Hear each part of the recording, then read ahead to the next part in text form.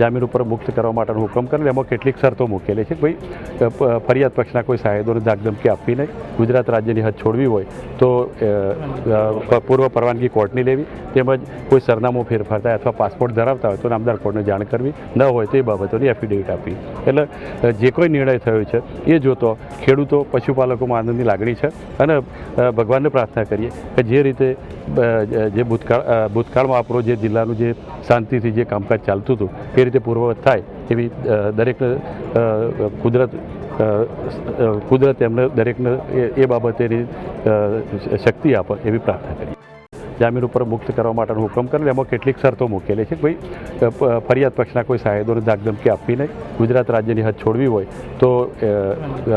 પૂર્વ પરવાનગી કોર્ટની લેવી, તેમજ કોઈ સરનામું ફેરફાર થાય અથવા પાસપોર્ટ ધરાવતા હોય તો નામદાર કોર્ટને જાણ કરવી, ન હોય તો એ બાબતોની એફિડેવિટ આપવી. એટલે જે કોઈ નિર્ણય થયો છે એ જોતો ખેડૂતો પશુપાલકોમાં આનંદની લાગણી છે અને ભગવાનને પ્રાર્થના કરીએ કે જે રીતે જે ભૂતકાળમાં આપણો જે જિલ્લાનું જે શાંતિથી જે કામકાજ ચાલતું હતું એ રીતે પૂર્વવત થાય એવી દરેકને કુદરત એમને દરેકને એ બાબતેની શક્તિ આપે એવી પ્રાર્થના કરીએ.